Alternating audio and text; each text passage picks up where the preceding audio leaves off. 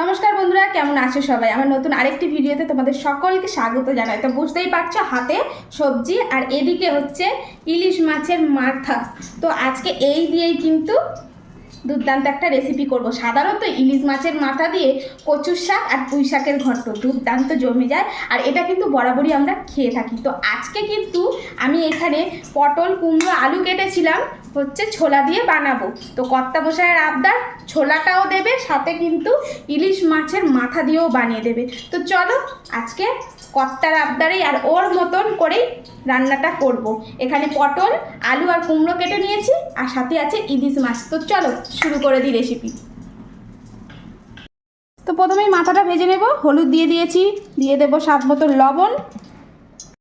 আর যেহেতু এখানে ইলিশ মাছ ভেজেছি আগে, তাই ইলিশ মাছের তেলটাও রয়েছে, এই তেলেতেই মাথাটা ভেজে নেব।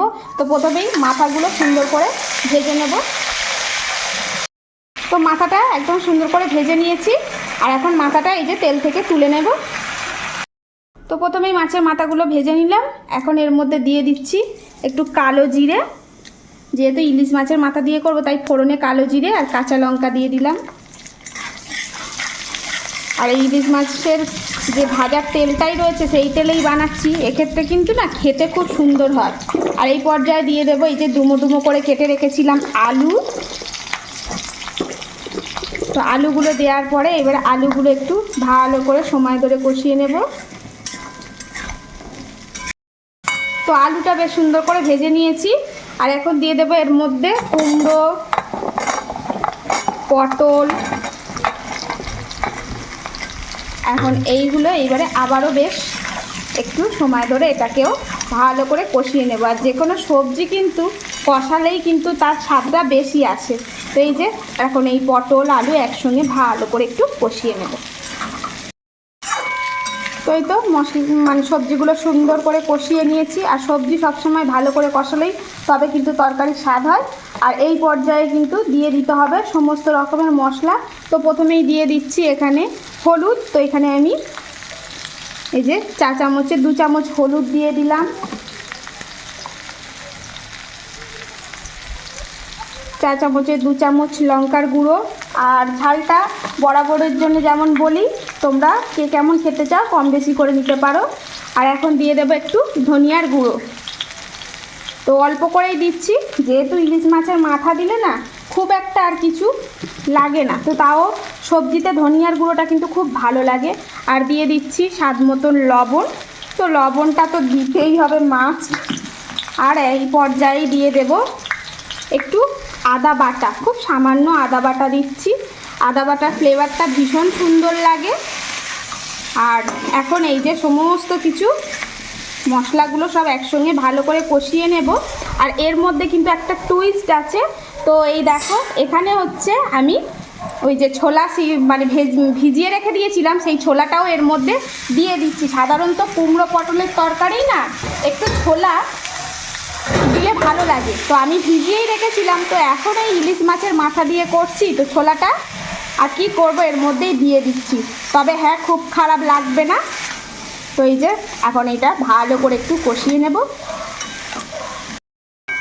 তো মশলা টশলা সব কিছু একসঙ্গে বেশ সুন্দর করে কষিয়ে নিয়েছি, দেখো। আর একদম তেলটা ছেড়ে দিয়েছে। আর এখনই যা সুন্দর সেন্ট বার হয়েছে বন্ধুরা, তোমাদের তো সেন্টটা দিতে পারছি না, তবে কালারটা কিন্তু দুর্দারুণ হয়েছে। আর এই পর্যায়ে কিন্তু দিয়ে দেব একটু জল। তো খুব একটা জল দেব না, এটা যেহেতু শুকনো শুকনো হবে, তো সিদ্ধ হওয়ার জন্য তো সামান্য একটু জল দিতেই হবে। তো এই যে জলটা দিয়ে দিলাম। আর জলটা দিয়ে দেওয়ার পরে গ্যাসটা একটু মিডিয়ামে দিয়ে দেব, আর দিয়ে দেব ঢাকা। তো এখন মিনিট 5 মতন এটা একটু এইভাবে ঢেকে রেখে দেবো সিদ্ধ হওয়ার জন্য। তো এই তো মিনিট 5 ঢেকে দিয়েছিলাম। আর এখানে সমস্ত সবজি কিন্তু একদম সুন্দরভাবে সিদ্ধ হয়ে গেছে। একদম তরকারি কিন্তু অলমোস্ট রেডি। আর এই সময়তেই কিন্তু দিয়ে দিতে হবে এই যে মাছের কাঁটাগুলো, যেগুলো ভেজে রেখেছিলাম সেইগুলোই দিয়ে দিলাম। এখন এইটাকে হালকা হাতে একটু নেড়ে দেব। খুব বেশি নাড়লে না কাঁটাগুলো একসঙ্গে কি বলে গুঁড়া গুঁড়া হয়ে যায় না, তখন খেতে গেলে একটু হ্যাপা হয়ে যায়। তাই একটু হালকা করে নেড়ে দেবো। আর বাকি যে ঝোলটা কোণে আছে, এই যে একদম শুকিয়ে এসছে, এটাকে এখন একটু শুকিয়ে নেব। তো এই তো বন্ধুরা তরকারিটা একদম কিন্তু রেডি। আর কুমড়োটা এত পরিমাণে মিষ্টি ছিল তাই এখানে আমি আর চিনি ব্যবহার করলাম না। তোমাদের কুমড়োটা যদি মিষ্টি থাকে সেক্ষেত্রে চিনিটা অ্যাভয়েড করাটাই ভালো।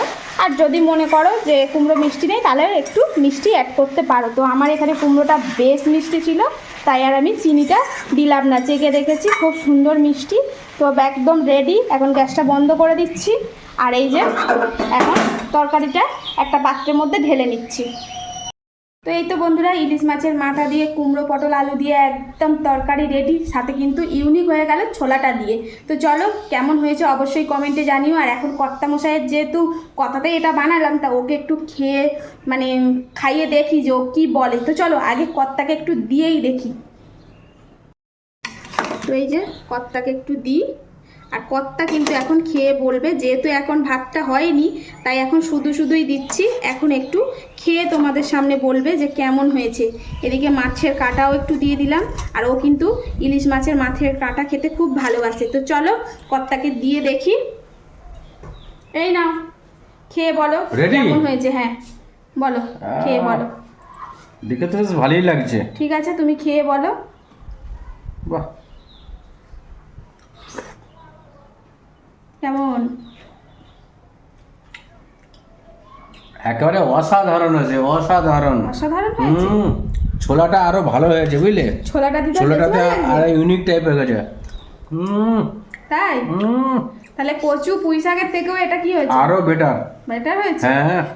তো বন্ধুরা চলো আজকের মতন আসি। দেখা হচ্ছে আবার নতুন কোনো ভিডিওতে। সবাই ভালো থেকো, সুস্থ থেকো, সাবধানে থেকো। আর বাড়ির সবার সঙ্গে কিন্তু যেটা মেন হাসি খুশিতে থেকো।